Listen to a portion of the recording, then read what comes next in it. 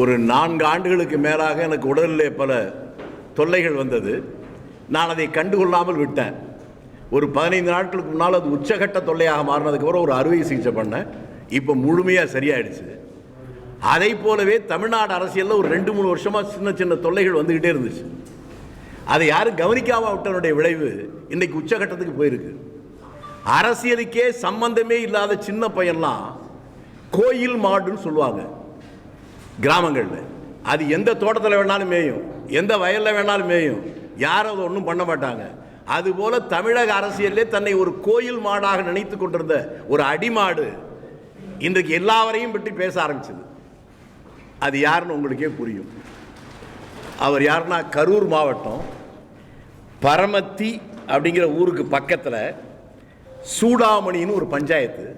அந்த பஞ்சாயத்தில் இருக்க ஒரு சின்ன ஹாம்லெட் வில்லேஜ், அது பேர் பொத்தம்பட்டின்னு பேர். அந்த ஊரில் பிறந்த சாக்ரட்டிஸ் பேரன், அரிஸ்டாட்டிலுக்கு அக்கா மகன், அரசியலுக்கு அவர் தான் அத்தாரிட்டி, அண்ணாமலை. அவர் பேசுவது அப்புறம் இருக்கட்டும், நான் முதல்ல ஒரே ஒரு கேள்வி அவருக்கு வைக்கிறேன். இவர் கர்நாடகத்திலே ஐபிஎஸ் அதிகாரியாக இருக்கிற போது நான் கன்னடன் என்று சொல்லிக் கொள்வதிலே பெருமை அடைகிறேன். சாகும் வரை கன்னடனாகவே வாழ்வேன், காவிரி பிரச்சனை வந்தால் கர்நாடகத்துக்கு ஆதரவாக தான் இருப்பேன் என்று பேசினாரா இல்லையா? தமிழ்நாட்டுக்கு வந்தவுடன் மராட்டியத்தினுடைய மாவீரன் சிவாஜி அவர் 1962 சென்னையில் வந்து காளியாம்பாள் கோயிலில் கும்பிட்டாருன்னு ஒரு சொன்னார். இப்படி ஒரு மன நோயாளியை தமிழ்நாடு அரசியலில் ஒரு தலைவரை போல கொண்டு வந்தது தமிழ்நாடு அரசியலுக்கே ஒரு அவமானத்தை உருவாக்கி இருக்கிறது. நான் உங்களுக்கு தெரிவதற்காக சொல்றேன். 1971ஆம் ஆண்டு கரூரில் முதலாக அங்கு இருக்கக்கூடிய அரசு கல்லூரி ஆரம்பித்து 2-3 ஆண்டுகள் இருக்கிற போது அங்கே மாணவர் தலைவராக காங்கிரஸ் தலைவராக இருந்தவருடைய பேர் காமராஜ். அவர் தாராபுரம் சொந்த ஊர். அவர் கேட்டுக்கொண்டதற்காக கண்ணதாசனை அழைத்துக் கொண்டு அங்கே கல்லூரியில் பேச வச்சார். அன்று இரவு கரூரிலேயே பொதுக்கூட்டம் பேசணும். அந்த 71 இந்த அண்ணாமலை பிறக்கலைங்கிற மட்டும் இல்லை, அவங்க அம்மா அப்பாவுக்கு கல்யாணமே நடக்கல. யாரை பற்றி எதை பற்றி வேண்டுமானாலும் பேசலாம் என்கின்ற திமிர் அவருக்கு இருக்கிறது. நான் அவரை பார்த்து நேருக்கு நேராக கேட்கிற கேள்வி, ஐபிஎஸ் அதிகாரியாக இருந்த நீ கர்நாடகாவிலிருந்து ராஜினாமா செய்துவிட்டு வந்தாயே, அதற்கான காரணத்தை நீ சொல்கிறாயா அல்லது நான் சொல்லட்டுமா? நான் சொல்லுகிறேன், நீ ராஜினாமா செய்யாவிட்டால் அன்றைக்கே நீ சிறைக்கு போயிருப்பாய். நான் நான் கேட்கிறேன், உங்க ஊர் தெரியும், உங்க அப்பா அம்மா தெரியும், எல்லாம் தெரியும். அதே அரவக்குறிச்சியிலே ஒரு எம்எல்ஏ இருந்தார் காங்கிரஸ்ல. அவர் பேர் சதாசிவன் பேர். காமராஜருக்கு மிக நெருக்கமானவர். 3 முறை சட்டமன்ற உறுப்பினராக இருந்தவர். 3வது முறை சட்டமன்ற உறுப்பினராக இருக்கிற போது கூட ஒரு கதர் பனியனையும் கதர் வேட்டியையும் கட்டிக்கொண்டு சைக்கிளிலேயே எல்லா கிராமத்துக்கும் போய் வருவார். அப்படிப்பட்ட எளிமையான ஒரு சட்டமன்ற உறுப்பினர் அந்த மண்ணிலிருந்து இப்படி ஒரு ஊதாரி. நான் இதெல்லாம் சொல்ற போது சில பேருக்கு என் வாழ்க்கையில் எப்பவும் பயன்படுத்தினது. ஏன் இப்படி சொல்ல வேண்டிய நிலைமை வருதுன்னா, அண்ணாமலை விட வயதில் மூத்த 5 தலைமுறை தியாகத்துக்கு சொந்தமான ராகுல் காந்தியை, என்னை விட வயதில் குறைந்த மோடி பப்புன்னு சொல்ற போது நாங்கெல்லாம் அமைதியா இருந்தோம்ல, அந்த திமிர், அந்த ஆணவம் தான். என்னை விட சின்ன வயசு மோடி அண்ணாமலை விட மூத்த ராகுல பப்புன்னு சொல்ற போது எல்லாம் சிரிச்சாங்கல்ல. அப்ப மோடியை விட மூத்தனா ராகுலோட சின்ன பையன் இந்த அண்ணாமலைய இந்த சில்லற பையன் சொன்னா என்ன தப்பு? இனிமேலாவது எச்சரிக்கையா இருக்கணும். தமிழ்நாடு காங்கிரஸ் கட்சியுடைய தலைவர் செல்வ பெருந்தகை உன்னை போல தெருவில் சுத்திக்கிட்டு இருக்கிறார் இல்ல. சென்னையில் அவருடைய சொந்த ஊரிலும் மக்கள் வாக்களித்து எம்எல்ஏ வந்தது மட்டுமில்ல, பல ஆண்டுகளுக்கு முன்பாகவே வெளியூர்ல திட்டக்குடியில போய் அந்த தொகுதியில் நின்று சட்டமன்ற உறுப்பினராக மக்கள் வாக்களை பெற்று வந்திருக்கிறார். நீ முதல்ல உங்க ஊர்ல பஞ்சாயத்து போர்டுல ஜெய், அதுக்கப்புறம் பேசுவோம். நான் உன்னை பார்த்து திரும்பி கேட்கிறேன், எல்லாம் ஊழல் இதெல்லாம் பேசுறீல்ல. நான் விவசாயி, எனக்கு தெரியும். எங்க ஊர்ல என்ன பண்ணையாருன்னு சொல்லுவாங்க. ஆனால் இன்றைக்கு விவசாயத்தில் எந்த வருமானமும் இல்லாம 20,000 ரூபாய் வாடகைக்கு வீட்டில் இருக்க அந்த வாடகை கட்டுவதற்கே நான் தடுமாறுறேன். எங்க அப்பா எனக்கு வச்ச சொத்தை விட உங்க ஆய அப்பா உனக்கு வச்ச சொத்து கம்மி. நீ மெட்ராஸில் இருக்க வீட்டுக்கு வாடகை எவ்வளவு கட்டுற? லட்சக்கணக்கில் கட்டுற மாதத்துல. இந்த பணம் எங்கிருந்து வருது? யோக்கியமான வழியில வருதா? உங்க கட்சியிலிருந்து உங்க கூடவே இருந்து வெளியே வந்த பையன் தாகம் எடுத்தால் மதுக்குடம், கொஞ்சி விளையாட மஞ்ச பங்கையர் கூட்டம்னு அந்த காலத்தில் சிவாஜி படத்தில் நம்பியார் சொல்ற மாதிரி பணமும் பெண்கள் மத்தியிலே விளையாடுவது தான் இவருக்கு பொழுதுபோக்கு அப்படின்னு பேசி பேட்டி கொடுத்து பல நாள் ஆச்சு. உன் பதில் எங்க? நான் திரும்பி கேட்கிறேன், உனக்கு அரசியலுக்கு என்னப்பா சம்பந்தம்? தெருவில் சுத்திக்கிட்டு இருந்த நீ முதல்ல கன்னடனா தமிழனா அதே தெரியல. இன்னும் திரும்பி நெருங்கி பார்த்தா நீ ஆம்பளையா அலியானே புரியல. நீ கேட்டு ரவுடியை பத்தி கேட்கிறிய. நான் வெளிப்படையா கேட்கிறேன், குஜராத் மாநிலத்தில் இருக்கக்கூடிய நீதிமன்றத்தில் ஒருவனை இவன் இந்த மாநிலத்துக்குள்ளே இருந்தால் இந்த மாநிலத்தில் சட்ட ஒழுங்கு மோசமாக போகும், ஆகவே மாநிலத்தை விட்டு வெளியேற்ற வேண்டும் என்று தீர்ப்பளித்ததே.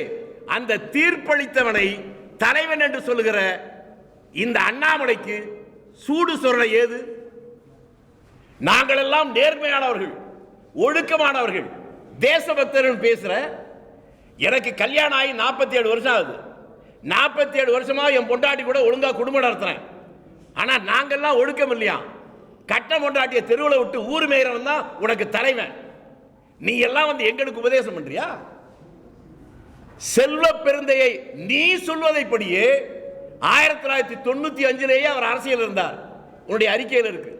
அவர் என்ன சொன்னார்? தமிழக காவல்துறையுடைய உளவு பிரிவில் அவர்கள் தந்திருக்கிற அறிக்கையில் பாஜகவில் 261 பேர் கிரிமினல்கள் இருக்கிறார்கள். அவர் சொல்லல, அரசுடைய உளவுத்துறை கொடுத்த ரிப்போர்ட் சொல்லியிருக்கின்ற. ஆமான்னு சொல்லு, இல்லை இல்லைன்னு சொல்லு. உன் கட்சியிலேயே இந்த தேர்தலில் கொடுத்த பணத்தை பங்கு பிரித்த சரார் பண்ணி வெட்டிட்டு குத்திட்டு கொலை நடந்தது. இது எல்லோருக்கும் தெரிஞ்சிருக்கே, உண்மையா இல்லையா? உனக்கு அந்த கட்சியை பத்தி தான் என்ன தெரியும்? பாஜக கட்சி உருவாகிற போது அந்த கட்சியில மோடியே இல்லைன்னு உனக்கு தெரியுமா? அமித்ஷாவுக்கு அந்த கட்சிக்கு சம்பந்தம் இல்லைன்னு தெரியுமா? அந்த கட்சியை அறிவித்தது அத்வானி அறிவித்தார். வலதுபுறம் வாஜ்பாய், இடதுபுறம் இந்த பேராசிரியர், 2 பேர் இருக்கிற போது அறிவித்தவர் அத்வானி. அப்ப என்ன கொள்கைன்னு உனக்கு தெரியுமா? இன்னைக்கு சனாதனத்தை பேசுற பத்திரிகைகள் இங்க வந்திருக்கவங்க, உங்க பத்திரிகை எடுத்து பாருங்க. அந்த அதுல இருக்கும் பத்திரிகையாளர்கள் கேள்வி கேட்கிறாங்க, ஜனசங்கத்தினுடைய மறுமதிப்பான்னு கேட்கிறாங்க. இல்லை என்கிறார் அத்வானி. இது புதிய சிந்தனை, புதிய கொள்கைகள், புதிய சித்தாந்தம், அந்த அடிப்படையில் உருவாகிற கட்சின்னு சொல்றார். அப்படி என்றால் இந்த கட்சியுடைய கொள்கை என்ன என்று சொல்கிற போது இது காந்திய கொள்கைகளை ஏற்றுக்கொண்டிருக்கிற கட்சி. எங்கடா வந்துச்சு உங்க சனாதனம்? இங்க இன்னைக்கு புதுசா சொல்றிய, எங்களுக்கு நீ வந்து கத்துக் கொடுக்கிறியா பாடத்தை? இனிமேலாவது ஒழுங்கா நவத்வாரத்தையும் மூடிட்டு உட்கார்ந்தீங்கன்னா உனக்கு மரியாதை இல்லைன்னா கோயில் காடை இல்லை, நான் முதல்ல சொன்ன மாதிரி அடிமாடா மாறிடுவேன். அரசியல் தெரிஞ்சவன் பேசணும். இங்க தமிழ்நாட்டில் வந்திருக்கிற விபத்து என்பது, நான் முன்னால சொன்னேன், அதே அரவக்குறிச்சியில் பிறந்து 3 முறை எம்எல்ஏ இருந்தவர் எவ்வளவு எளிமையாக வாழ்ந்தார். அப்படிப்பட்டவர்களுக்கு தமிழ்நாடு முழுவதும் மரியாதை இருந்துச்சு. இதே நம்ம இருக்கிற இடத்துக்கு பக்கத்தில் கந்தசாமி செட்டியார் ஒருத்தர் இருந்தார். எம்பியா இருந்த ஒருத்தர் இங்க இருக்க கவுன்சிலர் நிற்கிற போது அவர் எதிர்த்து ஜெயிச்சார். சாதாரணமா வந்து போவார். இது மாதிரி தமிழ்நாடு முழுவதும் ஒவ்வொரு, இப்ப நம்ம ராமையா தலைவர் காமராஜருடைய அமைச்சரா இருந்தவர், அவருடைய பையன் இன்னமும் புதுக்கோட்டையில வாடகை வீட்டில் இருக்கிறான். கோயம்புத்தூர்ல எத்தனையோ கோடீஸ்வரர்கள், தலைவர் காமராஜ் போனா அவங்க எல்லாம் மத்திய கவுண்டர் கிரி கவுண்டரை பார்த்து பேச மாட்டார். ஒரு ஓரமா நிக்கிற எல்லம்ம நாயுடு ஒருத்தர், என்ன நாயுடு நல்லா இருக்கியான்னு கேட்பார். அவரைத்தான் எம்எல்சி ஆக்கினார். சாகிற போது சொந்த வீடு அவருக்கு இல்ல, கட்சி ஆபீஸ்லயே படுத்து செத்து போனார். கோமதி சங்கர தீட்சிதர் திருநெல்வேலி மாவட்டத்தில் புறம்போக்கில் இருந்தவர். அவரை எம்எல்ஏ ஆக்கியார்கள். 2 முறை எம்எல்ஏ இருந்தார். சாகர வரை அவருக்கு சொந்த வீடு கிடையாது. இதாண்டா காங்கிரஸ். கல்யாணம் பண்ணதே மறைச்சு உங்க தலைவன் கல்லூரியில் படிச்சார் சொல்லல அண்ணாமலை. எந்த கல்லூரியில் படிச்சார்? அவர் கூட படிச்ச 4 பேர் பேரை சொல்றான். நான் தூக்கில தொங்குறேன்.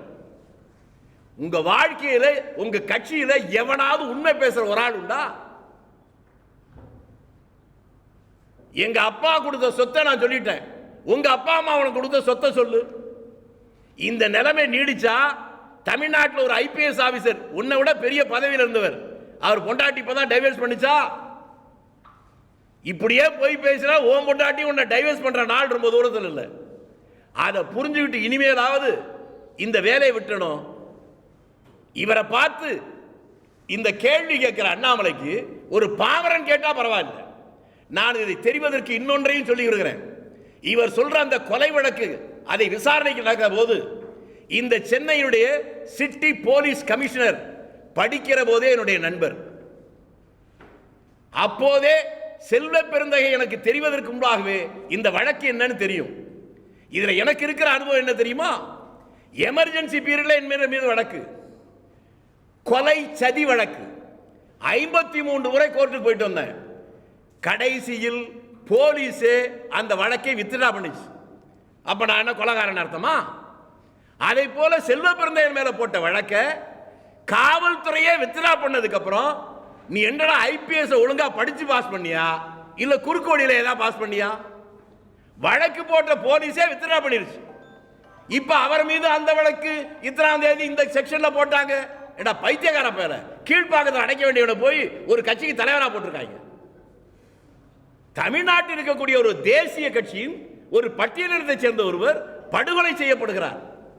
அங்கே நீ விசாரிக்க போனவன் வெளியே வந்த உடனேயே இன்னொரு பெரிய தேசிய கட்சியுடைய தலைவராக பட்டியலினத்தை சேர்ந்த ஒருவரை பற்றி இவ்வளவு கேவலமா பாசினா உனக்கு இருக்க தான் என்கின்ற அகம்பாவம், ஆணவம், நீ பேசுகிற தலையிலிருந்து பிறந்தவன், தோல்ல இருந்து பிறந்தவன், இடுப்புல இருந்து பிறந்தவன், காலில் இருந்து பிறந்தவன் என்று பேசுகிற அந்த திமிரது, அந்த திமிரை அடக்கி கொண்டிருந்தால் உனக்கு நல்லது, இல்லை என்றால் விபரீதத்தில் முடிந்துவிடும் என்பதை சொல்லுகிறேன்.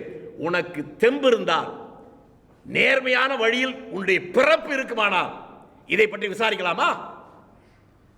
ஒரே மேடையில் விவாதிக்க தயாரா? நீ சொல்ற இடத்துக்கு நான் வர்றேன், உங்க ஊருக்கே வரட்டுமா? இல்லைன்னா உங்க கமலாலயம் இருக்குல்ல, அங்கே வர்றியா? நான் தனியா வர்றேன். உன் ரதகஜ தொடர்வாதிகளை வச்சுக்கிறியா? மீண்டும் உன்னை பார்த்து கேட்கிறேன். உங்க கமலாலயத்தில் ஒரு படம் இருக்கு, செண்பராமன் பிள்ளை படம். அந்த படம் எப்படி வந்துச்சு, யாரால வந்துச்சு சொல்றா பாப்போம். நான் வாழ்க்கையில் இப்படி பேசுறது இல்லை. ராகுல் காந்தி என்கின்ற ஒரு பெரிய வரலாற்று சிறப்புமிக்க 5 தலைமுறை தியாகம் பண்ணாட பார்த்து சின்ன பையன் பொடியன்னு, அதை விட பொடி பையன் இந்த சில்லற பையெல்லாம் பேசுவதற்கு விட்டம் இல்லை. அதனுடைய விளைவு தான் இன்னைக்கு விஷயத்துக்கெல்லாம் போதுங்க. எங்க கட்சியில் அவர் காந்தியவாதின்னு சொல்லிட்டாராம் செல்வ பெருந்தகை. அதை கேலி பண்றியா?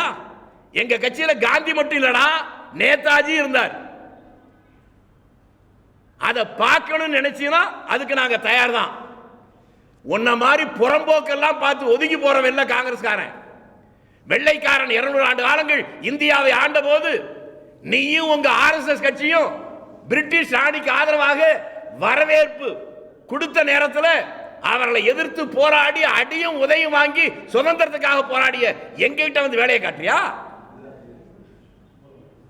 இதை நிறுத்திக் கொள்வது நல்லது. நான் உனக்கு கேட்பது, கர்நாடகம் உனக்கு முன்னாலே எனக்கு தெரியும். ஹெக்டே முதலமைச்சராக வந்த உடனேயே ஒரு வாரத்திலே அவர் பேசிய முதல் பொதுக்கூட்டம் நாகர்கோயிலில் நாங்கள் ஏற்பாடு பண்ண கூட்டம். அவர் முதல் மந்திரியாக இருக்கிறபோது பாதி நாள் அங்கே தான் இருப்பேன். அதுக்கப்புறம் SM கிருஷ்ணா அவர் வந்த போதும் அப்பதான் இருப்பேன். கார்கே அவருடைய அமைச்சர்கள் அமைந்தராக இருந்தார். உங்கள் பத்திரிகையாளருக்கு சொல்வதற்காக சொல்லுகிறேன். நக்கீரன் பத்திரிகையுடைய நிருபர் சிவசுப்பிரமணியன் ஒருத்தர், அவர் கைது செய்யப்பட்டு இங்கே மிக மோசமாக பாதிக்கப்பட்ட நேரத்தில் நக்கீரனுடைய ஆசிரியர் வந்து என்னிடம் தான் வந்து கேட்டார், செத்து போயிடுவான் போல் இருக்கு, குடும்பமே வந்து அழுகுது, காப்பாத்துங்க. அன்றைக்கு தலைவராக வந்திருந்த இளங்கோவனிடம் அவரிடம் சொல்லி, அவரும் நானும் 2 பேரும் போய்த்தான் எஸ்.எம். கிருஷ்ணாவிடம் சொல்லி, அப்பொழுது சாங்கிலியானா என்று இவனை போலவே ஒரு மோசமான ஐபிஎஸ் அதிகாரி, அவனை தான் போட்டு அடித்தது. அவன் கன்னட தமிழர்கள் விரோதத்தை உருவாக்குறவன், என்கிட்ட சொல்லிட்டீங்க, ஒரு 4 நாள் டைம் கொடுங்க, நான் விடுதலை பண்ணுறேன் என்று எஸ்.எம். கிருஷ்ணா சொன்னார். அதே மாதிரியே விடுதலை பண்ணார். அதுக்கு பின்னால அண்ணாமலைக்கு புரிவதற்காக சொல்றேன், தேவகவுடாவும் நானும் கர்நாடகத்தில் எங்கெல்லாம் தமிழர்கள் இருக்கிறார்களோ அத்தனை ஊர்களிலும் அவரும் நானும் அப்போதே பேசியிருக்கோம். அவர் மகன் தேவகவுடா உச்சகட்டத்தில் இருக்கிற போது அவருக்கு டிரைவரா இருந்தவருடைய பேர் ராஜா. அவன் திருநெல்வேலி மாவட்டத்தை சேர்ந்தவன். அப்பவே 25 வருடங்களாக அவர்கிட்ட டிரைவர். தேவகவுடாவுடைய யாரெல்லாம் வேண்டிய அந்த மாநிலம் முழுக்க இருக்கானோ அவ்வளவு பேரையும் அவனுக்கு தெரியும். அப்பெல்லாம் குமாரசாமி அரசியலுக்கே வரல. அதுக்கப்புறம் குமாரசாமி அரசியலுக்கு வந்து, நீ கர்நாடகத்துக்கு போய் பெரிய ஐபிஎஸ் புடுங்கி, நீ ஏண்டா டே, நான் வெறும் ஆளு, எனக்கு என்ன பாதுகாப்பா இருக்கு, நான் தனியாக தான் இந்தியா பூரம் போறேன், நீ ஐபிஎஸ் தானே, உனக்கு இருக்கடா பாதுகாப்பு, அரசாங்க பாதுகாப்பு, நீ ஆம்பளையா இருந்தா வேணான்னு சொல்லு. எனக்கு ஒரு கட்டத்தில் அரசாங்க பாதுகாப்பு தரேன்னு சொல்லுச்சு, வேண்டான்னு சொன்னேன். பிறப்புக்கு நான் காரணம் இல்லை, இறப்பும் என் கையில் இல்லை என்பதை உணர்ந்தவன் நான். உன்ன மாதிரி பயந்தாங்கொள்ளி கோழைகள் பெட்டைகள் நீங்க தானே பாதுகாப்போட போவீங்க. இன்னைக்கு பிஜேபியில் இருக்க எவனுக்கு போலீஸ் பந்தோபஸ்து இல்லாம வெளியே வர்றான்? நாங்கெல்லாம் அப்படியா வர்றோம்? நாங்க பார்த்துட்டேன்டா. 90 வயசு மொராய் தேசாய் விமான விபத்து நடந்து போய் விழுகிற நேரத்தில் அவர் மேலேருந்து குதிச்சு தப்பி வர்றார். 35 வயசு 40 வயசு பைலட்லாம் செத்து போறான். அதெல்லாம் பார்த்துட்டோம். நடந்து போய் கழுத்தடிக்கு விழுந்து செத்தவனையும் பார்த்துட்டோம். அதனால பிறப்புக்கு நாம் காரணம் இல்லை, இறப்பு நம் கையில் இல்லை என்று தெளிவா இருக்கிறோம். நீங்க தான் அஞ்சி சாகிறவர்கள். அப்படி இருந்தாலும் இந்த அதிகாரம், ஆணவம், திமிர் அதை கடந்து ஒரு பட்டியலினத்தை சேர்ந்தவன் என்கின்ற ஒரே ஒரு காரணத்திற்காக நீங்கள் இதை செய்வீர்களே, ஆனால் பட்டியலினத்திற்கு பின்னாலே நீங்கள் அவர்கள் மட்டுமல்ல, காந்தியை நேசிக்கிற தலைவர் காமராஜரை நேசிக்கிற ஒவ்வொரு காங்கிரஸ்காரனும் அவர்களுக்கு அரணாக நிற்போம். முடிந்தால் வந்து பார், உனக்கு ஆண்மை இருந்தால் இந்த பிரச்சனையை பற்றி, ரவுடிசத்தை பற்றி விசாரிக்க எந்த மேடைக்கு வேண்டுமானாலும் நான் வர தயாராக இருக்கிறேன். அண்ணாமலையே, நீ தயாரா இல்லையா சொல். தயார் என்றால் நீ ஆம்பளை, ஒத்துக்கிறேன். இல்லைன்னா நான் முன்னால சொன்ன மாதிரி நவத்வாரத்தையும் மூடிக்கிட்டு ஓரமா.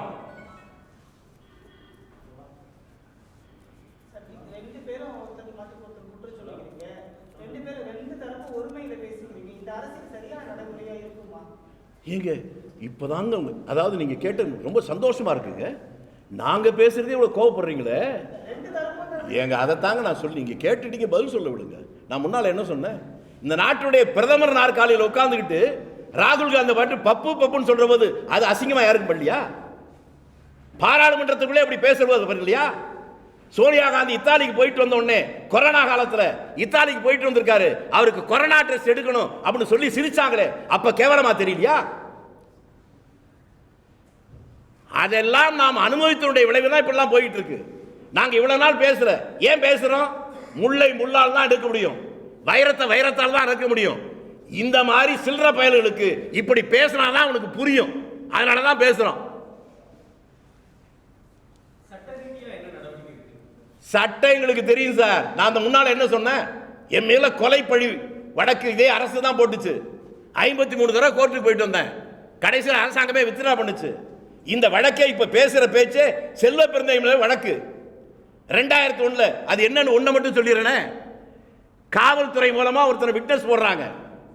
அவன் என்ன சொல்றான், பூவை மூர்த்தியும் பக்கத்தில் ஒருத்தர் இருப்பாரு, அவர் செல்வன்னு பேரு, 2 பேரும் 50,000 ரூபாய் கொடுத்து என்ன கொலை பண்ண சொன்னாங்க.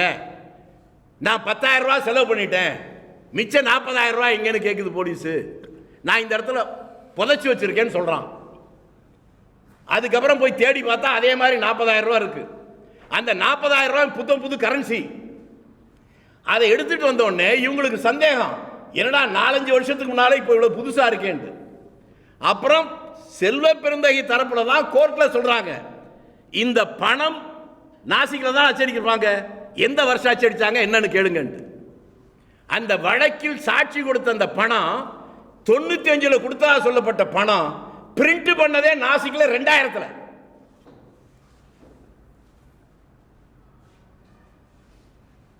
சொராபுதீன் கேஸ் தெரியுமா? பில்கிஸ் பானு குஜராத்ல இருந்து தெரியுமா? கற்பழிச்சவனெல்லாம் கண்ணியவான் சொல்லி ரிலீஸ் பண்ண இந்த உத்தம புத்திரனுக்கு சோறு திங்கிறவனா இருந்தா எப்ப அந்த பொண்ணு திரும்பி சுப்ரீம் கோர்ட்டு போய் மீண்டும் வழக்கு வந்து குஜராத் அரசு போட்ட அபிடவிட் என்ன? நாங்களா விடுதலை பண்ணல, மத்திய உள்துறை அமைச்சரிடம் கேட்டுதான் நாங்கள் விடுதலை செஞ்சோம். இதுவரை ஆமான்னு சொல்லியிருக்காங்களா இல்லைன்னு சொல்லியிருக்காங்களா? உன் பொண்டாட்டிக்கு உங்க அக்கா தங்கச்சிக்கு இப்படி நடந்திருந்தா, ஒரு பெண் 5 மாத கர்ப்பிணி பெண்ணை 10 பேர் கற்பழிச்சு அவனுடைய சின்ன குழந்தையை செவுத்துல அடிச்சு கொண்டு அவங்க வீட்டில் இருக்கிற 2 பேரை கொலை பண்ணி இவ்வளவு நடந்ததுக்கு அப்புறம் அவர்கள் சிறையிலிருந்து விடுதலை செய்யலாம் சுதந்திர தின தன்னைக்கு கேட்டா கண்ணியவான்களா? இந்த கட்சிக்கு தலைவன் சொல்லிட்டு மானம் கெட்டு போய் எங்களை பார்த்தால கேள்வி கேட்கிற? மீண்டும் சொல்லுவதுதான், நீ சொல்ற இடத்துக்கு வர தயார், கமலாலயத்துக்கு வர்ற. இந்த கட்சிக்கு முத தமிழ்நாட்டில் யார் தலைவனா இருந்தானோ உனக்கு தெரியுமா?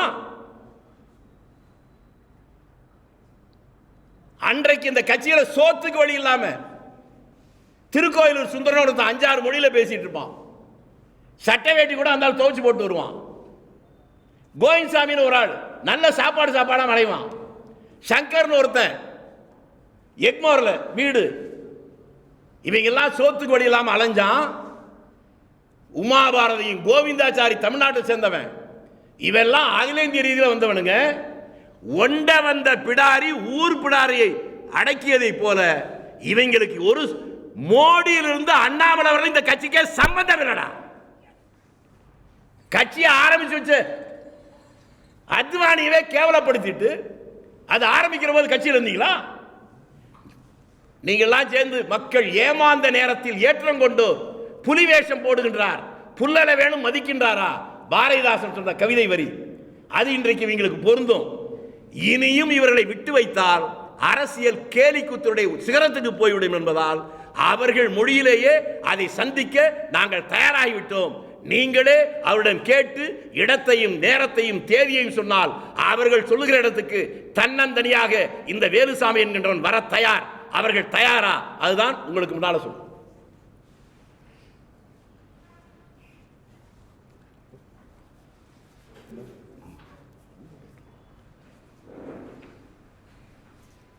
அதாவது இவருக்கு என்னன்னு கேட்டா, ஷேக்ஸ்பியர் சொன்னதுல ஒரு வரி உண்டு, ஜெலசி வித்தவுட் ரீசன். இந்த மனநோயாளி அண்ணாமலைக்கு யாரை பார்த்தாலும் வெறுப்பு, யாரை பார்த்தாலும் குறை சொல்றது. கீழ்பாக்கத்தில் ஏதாவது அட்மிஷன் வாங்கி கொடுத்தீங்கன்னா அந்த குடும்பமாக நல்லா இருக்கும்.